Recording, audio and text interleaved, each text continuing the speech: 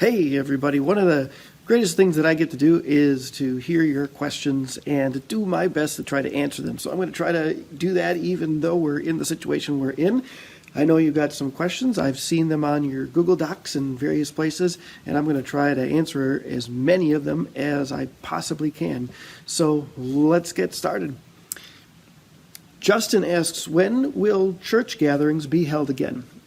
What will the government do to make sure there aren't any church gatherings? Well, as you know, and of course we just had Easter for those of us who celebrated, or Passover or other things, we had a stay-at-home order in place, and of course that applied to churches as well. I guess it's in our state it's a safer at-home order. That's the correct name of it. Goes till April 24th at 8 in the morning at this point.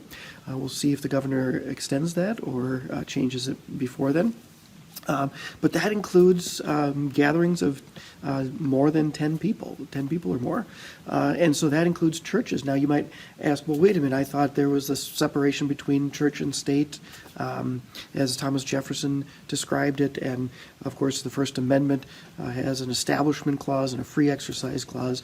Well, nothing in those First Amendments, the Bill of Rights, is absolute. So what the courts have had to do over time is they've had to strike a balance between individual liberty and public needs. They have to ask, what is the compelling government interest?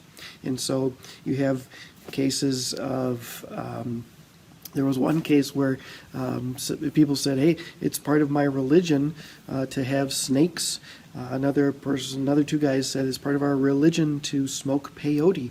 And so the government, the court has to weigh what is the government interest here, the individual freedom to practice your religion versus the societal need to do certain things to keep people safe. It's part of what we call the social contract. In other words, we give up our absolute rights in order to have government exist and do the things that we needed to do. And so in both of those cases, government was able to restrict people from practicing their religion. The Supreme Court says you can still believe what you want to believe, but we have a compelling government interest to keep snakes out of these heavily inhabited cities because it could pose a problem for, having too many snakes and eating small animals and things like that in the city, like somebody's little dog and things like that.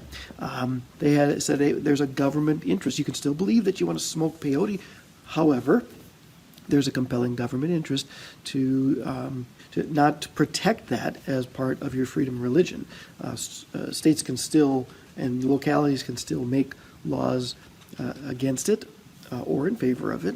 But if it is a law or an ordinance, it's not something that it will be struck down by the Supreme Court because they have to have a governing ability to keep people safe. So that brings me to the answer to that question. So why is it that government can, as the question asks, limit church gatherings? And the idea is that there is according to the government, a public safety issue here. And so the compelling government interest is to keep people safe. It's not saying you can't be religious. It's not saying you can't believe your religion, you can't practice your religion. It's saying that whoever you are, whatever you're doing, whether it's a basketball game or a soccer match or a church service, not that those are similar, but they're like issues because of the number of people that are together. So what they're saying is, in a neutral way, you can't be together, and so that's sort of how it's not really getting around, but it's a way of balancing individual freedom to practice your religion and this idea of the public good, if you will. And so they're saying there is a safety issue here.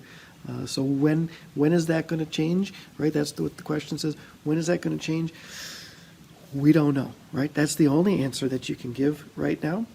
People have speculated. People have different ideas on when it should change and when it is going to change, but we don't exactly know right now. And so we'll have to stay tuned and try to find out. Let's take another question. Let's see here. Sam asks, oh, what are the ways COVID-19 can spread? Well, we thought, I guess, scientists and doctors thought in the beginning that it was only spread by people who are showing signs of having the disease. But of course, we know now that it's people who have symptoms, people who don't show symptoms but have the disease, they can also spread it. It spreads from people to people. It spreads through respiratory droplets. That's a new term that I learned. So like spit, and so when people sneeze and cough and things like that. But now we've also learned that it can spread through people talking to each other, because you naturally, when you talk, some respiratory droplets come out. And of course, now the new recommendations are to wear a mask or a mouth and nose covering. And that's not for your own protection unless you're wearing that N95 mask, which they don't recommend that people except for healthcare workers wear right now. But that cloth covering is to keep other people safe, so that it is a barrier for your respiratory droplets. So that's your answer to that question. Hopefully some of these answers are useful to you, and they change over time, as we have seen lately. I'm not a doctor, not a scientist, but just trying to answer your questions as they come up the best I can, the best I know how. Hope this has been helpful for you, and we'll answer some more questions in the future.